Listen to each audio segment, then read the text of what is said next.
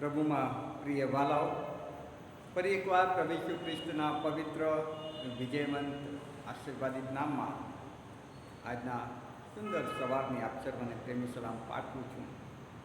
વિશેષ કરીને આ ઓનલાઈન ચર્ચ સર્વિસમાં આજે ભક્તિ સભાનું સંચાલન કરવાનું અને પ્રભુના વચન પીરસવાની સેવાની જે તક મને પ્રાપ્ત થઈ છે એ માટે ગુજરાત ડાયોસિસના માનનીય બિશપ સાહેબ, bishop the right reverend Silvans Christian સાહેબનો આ સમયે હું પુષ્કળ આભાર માનું છું. પ્રભુના વચનો તરફ જઈએ પેલાઓ આપણે પ્રાર્થનામાં નમીએ, પ્રાર્થના કરીએ. તો પ્રભુ, અમે તમારો પુષ્કળ આભાર માનીએ છીએ કેમ કે તમે અમારી સાથે વાત અને વ્યવહાર કરો છો. તમે અમને જાણો છો, સમજો છો. તમે અમારી આસપાસની દરેક પરિસ્થિતિથી વાકેફ છો અને માટે અમારા માટે જે જરૂરી છે, અમારા માટે તમારા દ્વારા આજનો જે આશીર્વાદ છે તે તમે આજે અમને આપવાના છો. ત્યારે પ્રભુ, અમારી એ જ પ્રાર્થના છે કે તમારા એ આત્મિક માનનાને આરોગવા તમે અમને સહાય કરો. મુજ અબળ પાત્રને પ્રભુ તું વિશેષ સહાય કરજે અને તમારા પવિત્ર વચન દ્વારા તમે સર્વને આજનો આશીર્વાદ આપો. મારી પ્રાર્થના પ્રભુ ઈસુ ખ્રિસ્તના નામમાં પિતા તમે સાંભળો અને સ્વીકારો. આમેન. પ્રભુમાં પ્રિય વાલાઓ,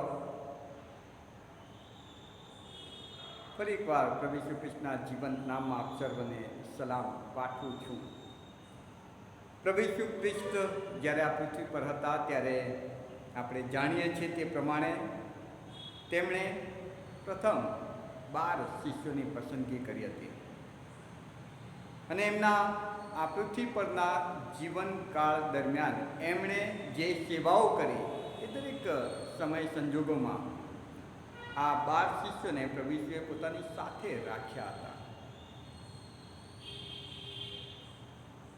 પ્રભુ ઈસુ ખ્રિસ્ત જ્યારે 4 દિવસથી મરેલા લાજરસને જીવતા કરી રહ્યા હતા ત્યારે આ શિષ્યો ઈસુની સાથે હતા. એમણે જોયું કે ઈસુએ ફક્ત શબ્દથી 4 દિવસથી મરેલા લાજરસને સજીવન કર્યા. પ્રભુ ઈસુ ખ્રિસ્તે 5000 કરતાં વધારે લોકોને ફક્ત 5 રોટલી અને 2 માછલીથી જમાડ્યા. ત્યારે આ શિષ્યો ત્યાં હાજર હતા. પ્રભુ ઈસુ ખ્રિસ્તની સાથે આ શિષ્યો જતા હતા ને એ જોતા હતા કે કેવી રીતે પ્રભુ ઈસુ ખ્રિસ્ત આંધળાને દેખતા કરે છે, કેવી રીતે પ્રભુ ઈસુ ખ્રિસ્ત બોબડાને બોલતા કરે છે, કેવી રીતે પ્રભુ ઈસુ ખ્રિસ્ત બહેરાને સાંભળતા કરી રહ્યા છે, કેવી રીતે પ્રભુ ઈસુ ખ્રિસ્ત એ લંગડાને ચાલતા કરે છે. આ બધું જ આ શિષ્યો પ્રભુ ઈસુ ખ્રિસ્તની સાથે રહીને જોતા હતા. ટૂંકમાં પ્રભુ ઈસુ ખ્રિસ્તના એ કરેલા ચમત્કારોના આ સાક્ષાત સાક્ષીઓ હતા અને એ શિષ્યો લુકની સુવાર્તા તેના 17મા અધ્યાયના 5મા વચનમાં, લુક 17 અને 5માં પ્રભુ ઈસુ ખ્રિસ્તની આગળ આ શિષ્યો એક પ્રાર્થના કરી રહ્યા છે. બહુ સરસ મજાની પ્રાર્થના એમણે પ્રભુની આગળ કરી. પ્રેરિતોએ એટલે આ 12 શિષ્યોએ પ્રભુ ઈસુની આગળ વિનંતી કરતા કહ્યું કે અમારો વિશ્વાસ વધારો.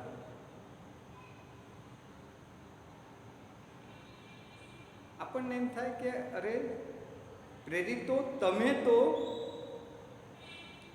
ઈસુના કરેલા એ ચમત્કારોના સાક્ષાત સાક્ષીઓ છો. તમે તો જ્યારે પ્રભુ ઈસુ મરેલાને જીવતા કરતા હતા, આંધળાને દેખતા કરતા હતા, લંગડાને ચાલતા કરતા હતા, ત્યારે ઈસુની સાથે હતા.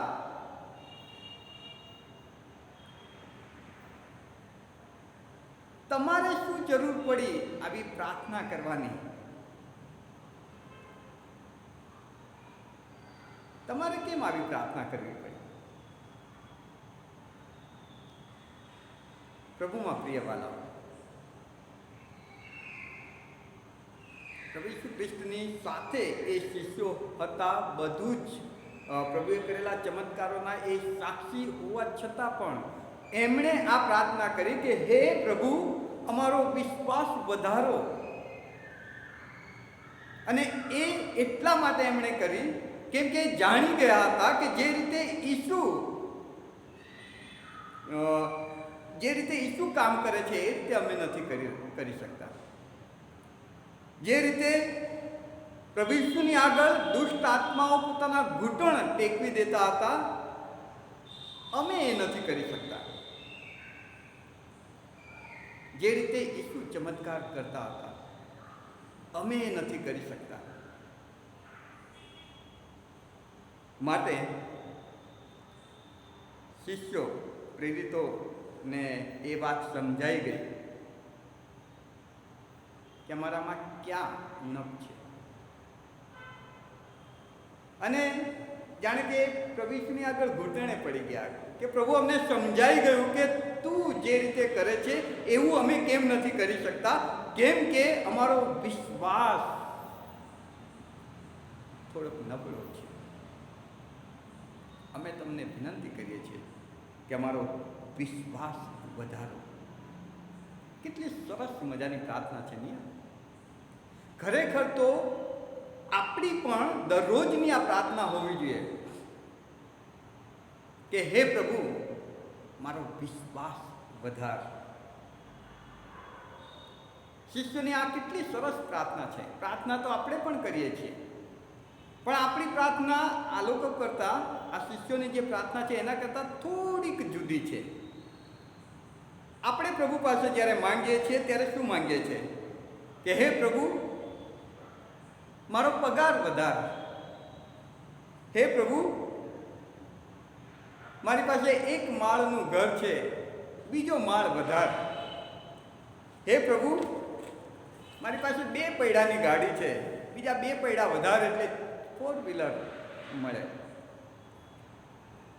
હે પ્રભુ, 4 આંકડાનો પગાર છે, થોડોક વધારે એટલે 5 આંકડાનો થઈ જાય. પણ વાલાઓ, શિષ્યોએ એવી પ્રાર્થના નહીં કરી શક્યા હોત. એમણે પ્રભુ આગળ જ્યારે પ્રાર્થના કરી ત્યારે એ પ્રભુની આગળ એ માંગી શક્યા હોત કે પ્રભુ, અમારી સત્તા વધાર, પ્રભુ અમારું પાવર વધાર, પ્રભુ અમારી તાકાત વધાર. એવું કશું એ માંગી શક્યા હોત.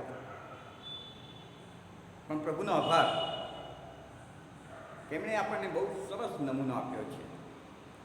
એ પ્રેરિતો પ્રભુની આગળ જે પ્રાર્થના કરે છે એ પ્રાર્થનાના શબ્દો છે કે હે પ્રભુ, અમારો વિશ્વાસ વધાર. પ્રભુમાં પ્રિય વાલાઓ, આ એક બહુ જરૂરી વાત બાઇબલ આપણને આજે કહેવા માંગે છે. જે સંજોગોને, જે પરિસ્થિતિમાંથી હાલ માનવ જીવન પસાર થઈ રહ્યું છે,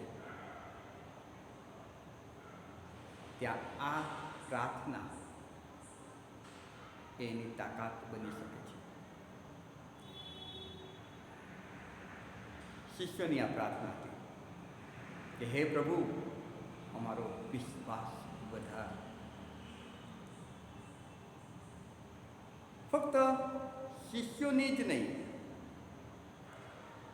જો તમે મારી સાથે બાઇબલ કાઢો તો લૂકની સુવાર્તા તેનો 22મો અધ્યાય 31 થી 32 બે કલમ. ત્યાં પ્રભુ ઈસુ ખ્રિસ્ત પોતાના શિષ્યોને અને વિશેષ કરીને સિમોનને એક વાત કહી રહ્યા છે.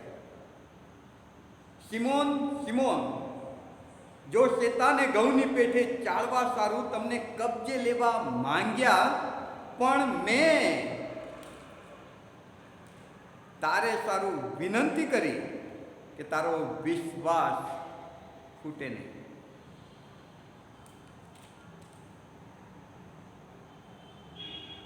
કેથલિકનું સંપૂર્ણ બાઇબલ, એમાં આ કલમને આ રીતે નોંધવામાં આવી છે કે સિમોન, સિમોન, ધ્યાન રાખજે, શેતાને તમને બધાને ઘઉંની જેમ ઝાટકવાની રજા મેળવી લીધી છે, પણ તારા માટે મેં પ્રાર્થના કરી છે કે તારી શ્રદ્ધા ખૂટે નહીં. પ્રભુના આભાર વાલાઓ, પ્રેરિતોએ પ્રભુ ઈસુની આગળ આ પ્રાર્થના કરી કે પ્રભુ અમારો વિશ્વાસ વધાર. અને આ જે લૂકની સુવાર્તાના 22મા અધ્યાયના 31 અને 32મા વચનમાં આપણે જોઈએ છીએ કે ઈસુ પોતે એ શિષ્યોને માટે પરમેશ્વર પિતાની આગળ એવી પ્રાર્થના કરે છે કે હે પિતા પરમેશ્વર, આ તારા બાળકો, આ તારા સંતાનો,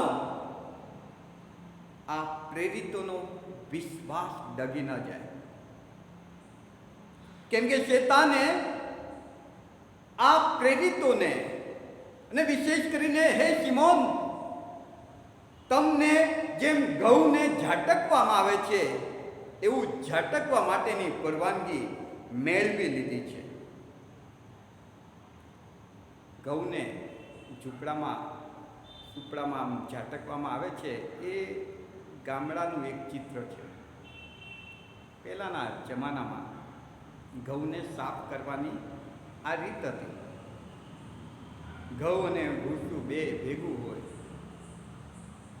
અથવા ઘઉંને અંદર કચરો હોય, તો ઘઉંને ચોખ્ખા કરવા માટે, ઘઉંને સાફ કરવા માટે, ઘઉંમાંથી કચરો અલગ કરવા માટે, ઘઉંમાંથી ભૂસાને દૂર કરવા માટે એ સૂપડું હોય છે.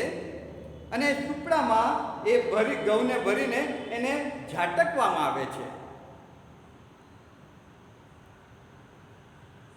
ઝટકો કોઈને ગમતો નથી વાળા.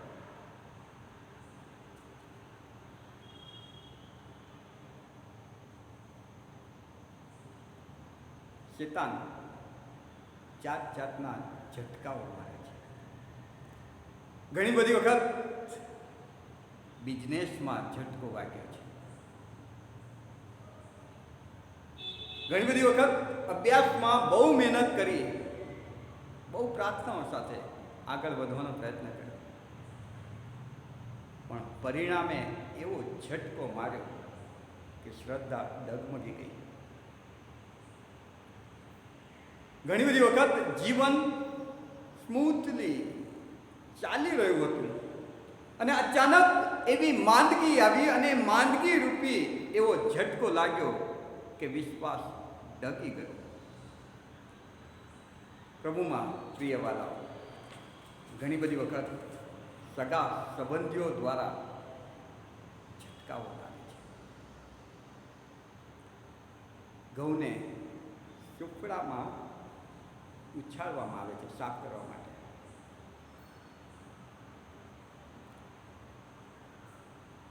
જ્યારે ઘઉં હવામાં ઉછળે ત્યારે કલ્પના કરો, એ બૂમ મારે, પ્રભુ શું કરો છો? હું પડી જઈશ, મને વાગશે, મને કેમ ઉછાળો છો? પ્રભુ કહે છે, બેટા આ જ પદ્ધતિ છે, આ જ રીત છે, આ જ કસોટી છે. શેતાને ઘઉંની પેઠે ચાલવા સારું તમને કબજે લેવા માટે પરવાનગી લીધી છે. વાલાઓ, આ કસોટીઓ, આ ઝટકાઓ, આ પરીક્ષા આંખમાં આંસુ લાવી દે ઘણી વખત. એટલા ભયંકર એ ઝટકાઓ વાગે છે કે ઘણી વખત એમ લાગે કે હવે બધું ખલાસ થઈ ગયું.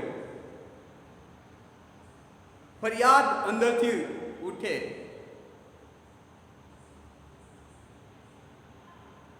પણ પ્રભુમાં પ્રિય વાલાઓ, પ્રભુ ઈસુ તમને મને ખાતરી આપવા માંગે છે. તારો વિશ્વાસ ડગી ના જાય, તારી શ્રદ્ધા ડગી ના જાય માટે હું પ્રાર્થના કરી રહ્યો છું. સિમોન, હે સિમોન, તારા માટે હું પ્રાર્થના કરી રહ્યો છું.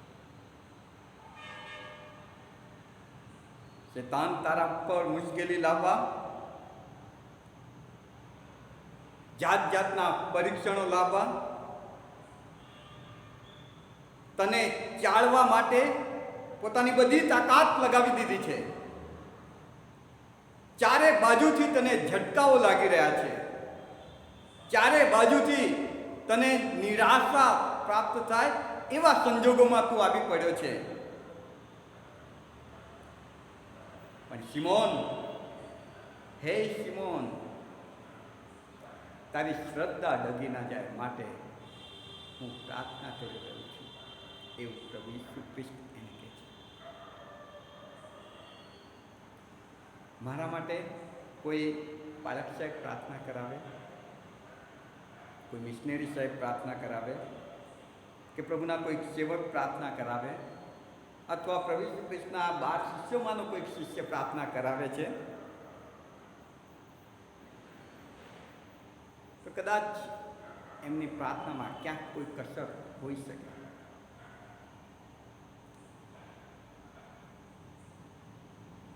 પણ હું ઈશ્વર પિતાનો આભાર માનું છું કે મારી મુશ્કેલીના સમયમાં, મારા સંકટના એ દિવસોમાં, મારા એ દુઃખના આંસુના સમયોમાં મારા માટે રાજાધિરાજ પ્રભુનો પ્રભુ, સર્વ સમર્થ દેવ પોતે પ્રાર્થના કરે છે કે મારો વિશ્વાસ ડગી ના જાય. અને માટે મારા હે બહેન, એ ભાઈ, ડરી જઈશ નહીં, હબકી જઈશ નહીં, ગભરાઈ જઈશ નહીં. તારી શ્રદ્ધા ડગી ના જાય તે માટે પ્રભુ પ્રાર્થના કરી રહ્યા છે.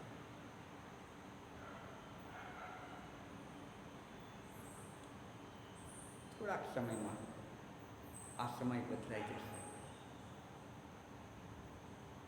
સમય પસાર થઈ જવાનો જ છે. ન્યાયનો સૂરજ ઉગશે, સારા દિવસો આવશે. થોડુંક સાચવી લે, થોડુંક સંભાળી લે. તારી શ્રદ્ધાને ડગવા દઈશ નહીં, તારા વિશ્વાસને કમજોર પડવા દઈશ નહીં. તું પ્રાર્થના કર કે હે પ્રભુ, મારા વિશ્વાસને વધાર. તારો પ્રભુ પોતે પણ તારા માટે મધ્યસ્થી કરે છે કે જેથી તારો વિશ્વાસ મજબૂત રહે. અને આ બહુ જરૂરી એવી વાત છે મારો, કેમ કે હેબ્રીઓના પત્રના 11મા અધ્યાયના 6થા વચનમાં બાઇબલ આ પ્રમાણે કહે છે કે વિશ્વાસ વગર દેવને પ્રસન્ન કરવો એ બનતું નથી. તમને જો સારો સંદેશો આપતા નહીં આવડે તો કશો વાંધો નહીં. તમને જો સારા અવાજમાં ગીત ગાતા નહીં આવડે તો કશો વાંધો નહીં, ચિંતા કરશો નહીં. તમે કદાચ બહુ સારી રીતે બાઇબલ સ્ટડી નથી લઈ શકતા, કશો વાંધો નહીં, ચિંતા કરશો નહીં.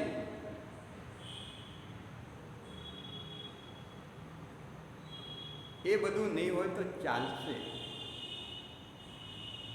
પણ જો પ્રભુની પાસે આવ્યા છો, પ્રભુની પાસે પ્રાર્થના સાથે આવ્યા છો, કંઈક પ્રાર્થના લઈને આવ્યા છો અને વિશ્વાસ નથી, એ નહીં ચાલે. કેમ કે વિશ્વાસ વગર દેવને પ્રસન્ન કરવો એ બની શકતું નથી. હેબ્રી 11:6 બહુ સ્પષ્ટ કહે છે કે તમે જ્યારે દેવની પાસે આવો છો ત્યારે તમારે એ વિશ્વાસ રાખવો જ પડે કે દેવ છે, અને દેવ છે માટે હું જે માંગી રહ્યો છું તે આપશે, તેનું ફળ તે અચૂક આપશે. પ્રભુમાં પ્રિય વાલાઓ, પ્રભુ છે એવા વિશ્વાસ સાથે પ્રભુની પાસે જઈએ છે ત્યારે પ્રભુ એ પ્રાર્થનાનું પ્રત્યુત્તર આપે છે. વિશ્વાસ વગર પરિણામ નથી. કેમ કે વિશ્વાસ વગર તમે દેવને પ્રસન્ન જ નથી કરી શકતા. અને માટે બાઇબલ કહે છે કે આ બહુ જરૂરી એવી બાબત છે કે જ્યારે તમે પ્રભુ પાસે આવો છો ત્યારે એ વિશ્વાસ સાથે આવો કે એ છે, હું એવા ઈશ્વરની પાસે આવ્યો છું કે જે છે, જીવંત છે, એ સાંભળી રહ્યો છે, એ મારા હૃદયને અને એના વિચારને પારખી રહ્યો છે, અને હું જે માંગુ છું એ આપવા માટે સર્વ સમર્થ છે. એવો વિશ્વાસ જ્યારે હું એ પ્રભુ પર જાહેર કરું છું ત્યારે મારો એ વિશ્વાસ સહિત કરેલી પ્રાર્થના પરિણામ લાવે છે. પણ જો એ વિશ્વાસ ઓછો છે, નબળો છે, અધૂરો છે, એનું પરિણામ નથી. એક બહુ સરસ વાત માર્કની લખેલી સુવાર્તા 9મા અધ્યાયમાં આપણને મળે છે. માર્કની સુવાર્તા 9મો અધ્યાય 14થી આગળ. એક પિતા પોતાના દીકરાને, કે જે દીકરાને અશુદ્ધાત્મા વળગેલો છે, અશુદ્ધાત્માના કારણે આ દીકરો બહુ જ દુઃખી છે, પીડાઈ રહ્યો છે, બહુ ખરાબ હાલત આ અશુદ્ધાત્માએ આ દીકરાની કરી નાખી છે. અને આ બાપ પોતાના એ અશુદ્ધાત્માથી વળગેલા દીકરાને લઈને પ્રભુ ઈસુના શિષ્યોની પાસે આવે છે. અને બાઇબલ કહે છે કે શિષ્યો એ અશુદ્ધાત્માને કાઢી શક્યા નહીં.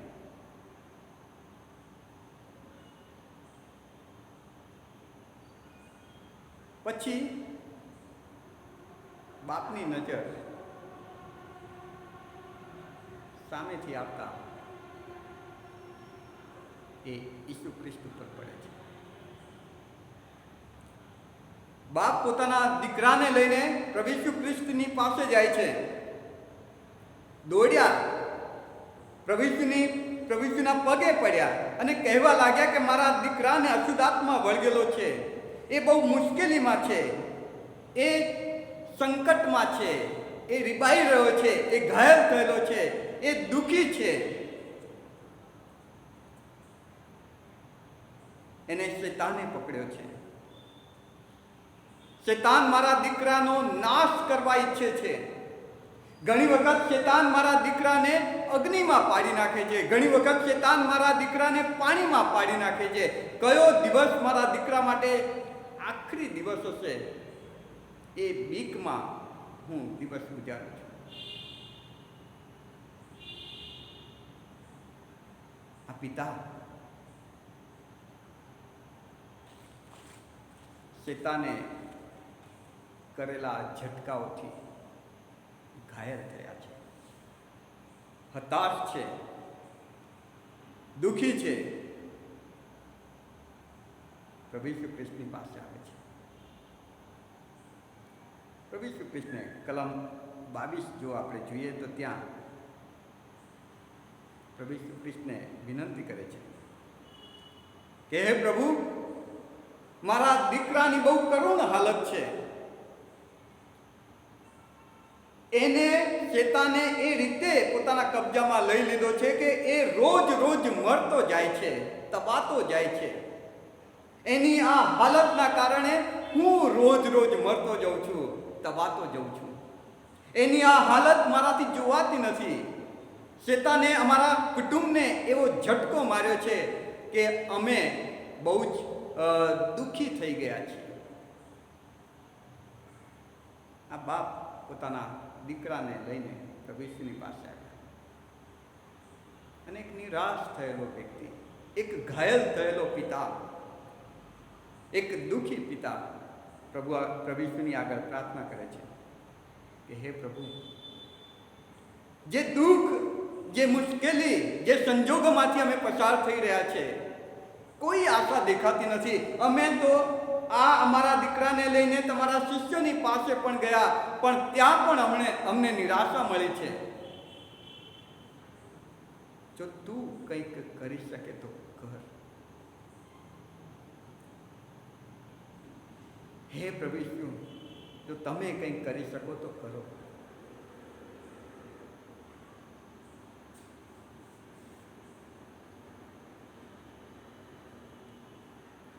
પ્રભુ ઈસુ જાણી ગયા ક્યાં તકલીફ છે.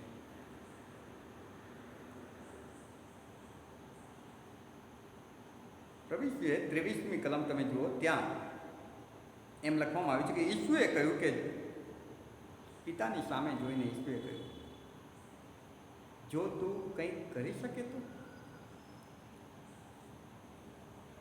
વિશ્વાસ રાખનારાને તો સર્વ શક્ય છે.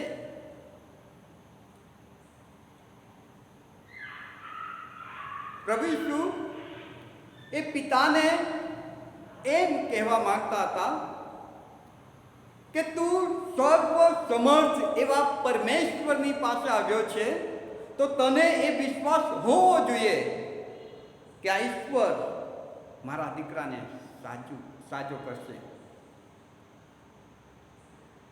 પિતાને એની ભૂલ સમજાઈ ગઈ. તરત જ પિતાએ પોકાર કર્યો. 24મી કલમ, અને તરત બાળકના બાપે ઘાટો પાડતા કહ્યું કે હું વિશ્વાસ કરું છું, મારા અવિશ્વાસ વિશે મને મદદ કર.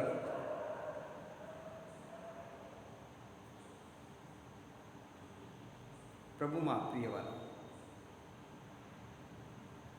જ્યારે એ પિતાએ પ્રભુ ઈસુની આગળ કબૂલાત કરી કે હું વિશ્વાસ કરું છું, ત્યારે એ પિતાએ પોતાના દીકરાને સાજો થયેલો જોયો.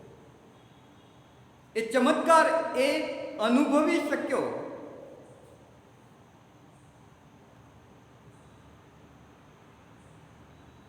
પ્રભુ ઈસુ ખ્રિસ્ત આજે તમારા ને મારા અવિશ્વાસને દૂર કરવા માંગે છે. કૃપા ત્યાં જ અટકી છે. જો હું આજે એ આશીર્વાદોથી વંચિત છું, ઘણી બધી પ્રાર્થનાઓ કરી છે, ઘણા બધા પ્રયત્નો કર્યા છે, પણ હજુ મને જે જોઈતું એ નથી મળ્યું, કદાચ મારો અવિશ્વાસ મારી પ્રાર્થનાને મારા સુધી જવાબના રૂપમાં આવતા અટકાવે છે. પિતાનો અવિશ્વાસ દૂર થયો અને પિતાએ દીકરાને સાજો જોઈ શક્યો. પ્રભુમાં પ્રિય બાળાઓ, તમારું દુઃખ કેવું છે, કેટલું છે, તમારી ચિંતા કે તમારું ટેન્શન કે તમારા પર આવતા શેતાની પરીક્ષણો, એ કસોટીઓ, એ મુશ્કેલીઓ, જે પણ સંજોગોમાંથી તમે પસાર થઈ રહ્યા છો, એના કારણે જો તમારી શ્રદ્ધા ડગી રહી છે, તો આજે પ્રભુનું વચન એમ કહે છે કે તમારા માટે પ્રભુ ઈસુ મધ્યસ્થી કરી રહ્યા છે કે તમારી શ્રદ્ધા, તમારો વિશ્વાસ ડગે નહીં. તમે પોતે પ્રભુની આગળ માંગો કે હે પ્રભુ, અમારો વિશ્વાસ વધારો.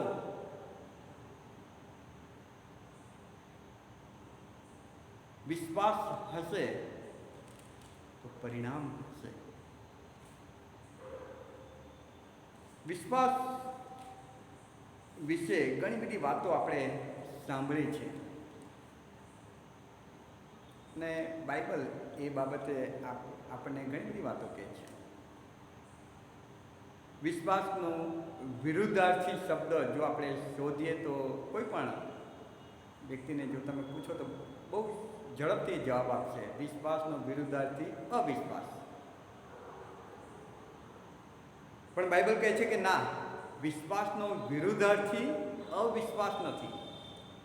માર્કની સુવાર્તા તેનો 4થો અધ્યાય 35 થી 40 કલમ જે આપણે બાઇબલ વાંચનના સ્વરૂપમાં વાંચી, ત્યાં આપણે જોઈએ છીએ કે પ્રભુ ઈસુ ખ્રિસ્ત પોતાના શિષ્યોની સાથે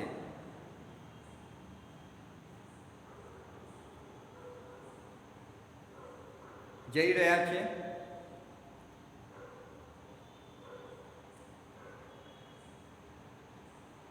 હોડીમાં બેસીને મુસાફરી થઈ રહી છે અને 37મી કલમ કહે છે કે મોટું તોફાન થયું. હોડીમાં મોજાઓ એવા ઉછળી આવ્યા કે હોડી ભરાઈ જવા લાગી. પ્રભુ ઈસુ ત્યાં ઊંઘતા હતા, ડબુસાના ટેકે માથું મૂકીને.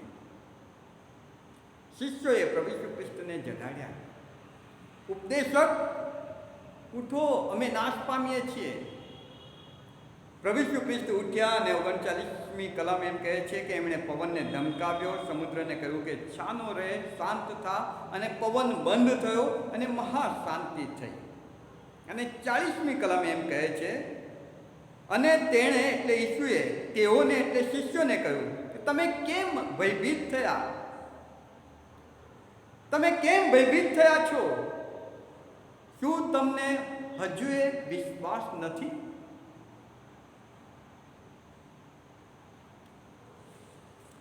એનો મતલબ બહુ સ્પષ્ટ છે વાલાઓ, કે જ્યાં વિશ્વાસ છે ત્યાં ડર નથી.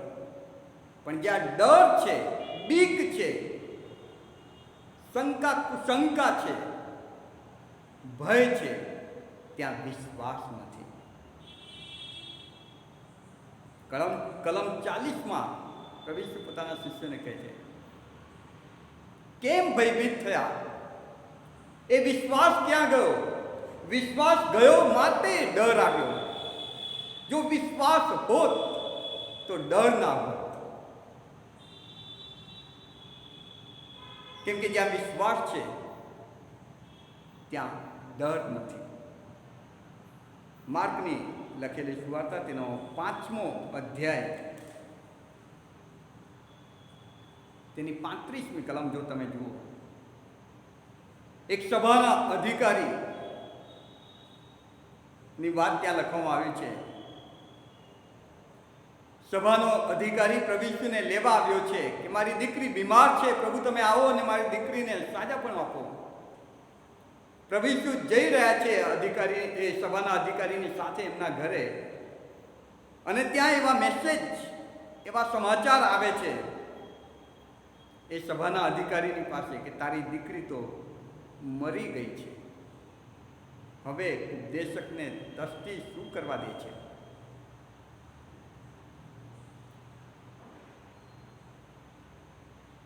પ્રભુ ઈસુ ખ્રિસ્તે 36મી કલમ તમે જુઓ, એ સભાના અધિકારી તરફ ફરીને એને એમ કહ્યું કે આ વાતો પર તું ધ્યાન ના આપ. બીચમાં ડરીશ નહીં, ગભરાઈશ નહીં, માત્ર વિશ્વાસ રાખ. કેમ કે જો તું ડરી જઈશ, જો તું બી જઈશ, જો ગભરાઈ જઈશ, શંકા કુશંકા આવશે, વિશ્વાસ જતો રહેશે. પણ તું વિશ્વાસ રાખ, અને જો તું વિશ્વાસ રાખીશ તો તું એ જોઈશ કે જેને તું ચમત્કાર કહીશ. અને એ જ થયું વાલા. પ્રભુ ઈસુ એ સભાના અધિકારીની સાથે એના ઘરે જાય છે અને એની મરેલી દીકરીને ઈસુ ખ્રિસ્ત જીવતી કરે છે. બીમાં માત્ર વિશ્વાસ રાખો. પ્રભુમાં પ્રિય વાળા,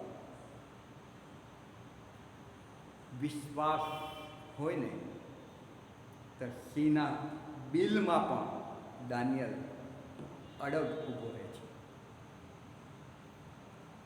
એ અગ્નિભઠ્ઠીમાં એ 3 પ્રભુના સેવકો હસતા મોઢે જાય છે, કેમ કે એમને વિશ્વાસ હતો અમારો દેવ છે કે જે સર્વ પરિસ્થિતિ ઉપર અંકુશ રાખીને બેઠા છે.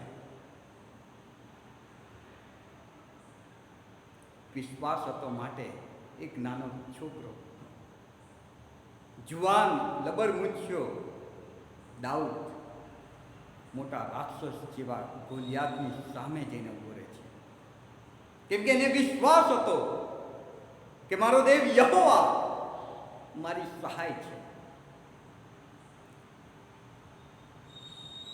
કેટલાક સારા લોકો યોહાનની સુવાર્તાના 6 અધ્યાયની 28 ને 29મી કલમમાં જો તમે જોશો તો કેટલાક સારા લોકો પ્રભુ ઈસુ ખ્રિસ્તની પાસે આવે છે અને પ્રભુ ઈસુને એમ કહે છે કે અમારે દેવનું કામ કરવું છે, અમારે દેવનું કામ કરવું છે, અમારે શું કરવું જોઈએ? પ્રભુ ઈસુ 29મી કલમમાં એમ કહે છે, જો દેવનું કામ કરવા માંગો છો તો દેવે મોકલેલા તેના એકના એક પુત્ર પ્રભુ ઈસુ ખ્રિસ્ત પર વિશ્વાસ કરો. આ જ દેવનું કામ છે.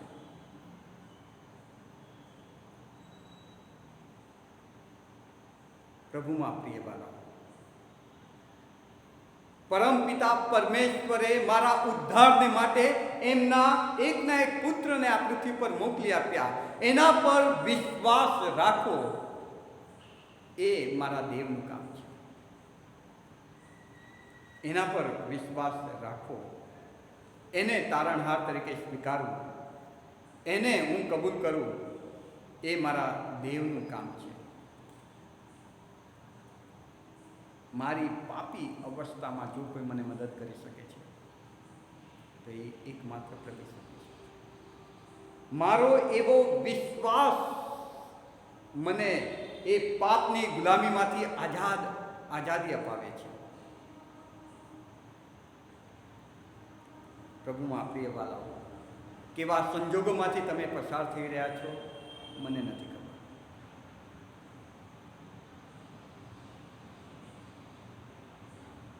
પ્રભુ ઈસુ ખ્રિસ્ત સિમોનને કહે છે, સિમોન સિમોન, શેતાને તને ઘઉંની પેઠે ચાળવાની પરવાનગી લઈ લીધી છે. એ તને ઝાટકશે, ઝટકાઓ લાગશે, આંખમાં આંસુ આવી જાય એવા ઝટકા લાગશે. મારા ભાઈ, શું બિઝનેસમાં એવો કોઈ ઝટકો લાગ્યો છે કે શ્રદ્ધા ડગી જાય? પ્રભુ ઈસુ તારા માટે પ્રાર્થના કરે છે. પિતાની આગળ પ્રભુ ઈસુ મધ્યસ્થી કરી રહ્યા છે કે મારા દીકરાના વિશ્વાસને ડગવા ના દેતા, એની શ્રદ્ધાને ખૂટવા ના દેતા, કેમ કે એક ડગલું આગળ વધશે અને એના માટે એક સરસ વ્યવસ્થા રાખી છે, એને મળી જાય. કોઈક અચાનક આવી પડેલી ગંભીર માંદગીના કારણે ઝટકો વાગ્યો છે, શ્રદ્ધાને ડગવા નહીં દેતા. સાજાપણું તમારી રાહ જોઈ રહ્યું છે. પ્રભુ ઈસુ તમારા માટે પ્રાર્થના કરી રહ્યા છે. તમે પણ પ્રાર્થના કરો. આવો આપણે સાથે મળીને એ પ્રભુના 12 શિષ્યોએ જેમ ઈસુની આગળ પ્રાર્થના કરી કે હે ઈસુ, હે પ્રભુ, હે મારા દેવ, અમારા વિશ્વાસને વધાર, એવી પ્રાર્થના આપણે કરીએ કે હે પ્રભુ, અમારો વિશ્વાસ વધાર, અમારો વિશ્વાસ વધાર, કે જેથી આ સમય પસાર થઈ જશે. હે પ્રભુ, અમારો વિશ્વાસ વધાર, કે જેથી આ દુઃખના સમયને પેલે પાર અમે એ જોઈ શકીએ કે જે તે રાખી મૂક્યું છે. પ્રભુ આપણા વિશ્વાસને મજબૂત કરે. આમેન. આવો પ્રાર્થના મનવીએ. હો પ્રભુ, અમે તમારો પુષ્કળ આભાર માનીએ છીએ. તમે અમારી પ્રાર્થનાના સાંભળનાર એવા ઈશ્વર છો. વિશ્વાસ સાથે અમે તમારી પાસે આવીએ છીએ. પ્રભુ, અમારી એ જ પ્રાર્થના છે કે અમારો આ કટોકટીનો સમય, અમારો આ દુઃખનો સમય, અમારો આ મુશ્કેલી ભર્યો સમય, શેતાન અમને જાત જાતના ઝટકાઓ મારી રહ્યા છે. એવા સમયમાં હો પ્રભુ, તમારા પરની અમારી શ્રદ્ધા ડગી ન જાય એ માટે અમને કૃપા પૂરી પાડો. હો પ્રભુ, તમારા પર મૂકેલો અમારો વિશ્વાસ ખૂટી ન જાય એ માટે અમારી સહાય કરો. અમારા માટે મધ્યસ્થી કરનાર પિતા પરમેશ્વર, તમારા એકના એક પુત્ર ઈસુ ખ્રિસ્તને એ પ્રાર્થના અમારા માટેની જે છે, પ્રભુ તમે એ સાંભળો, અમારા વિશ્વાસને વધારો. ઈસુ પ્રભુના નામમાં માંગીએ છીએ. આમેન.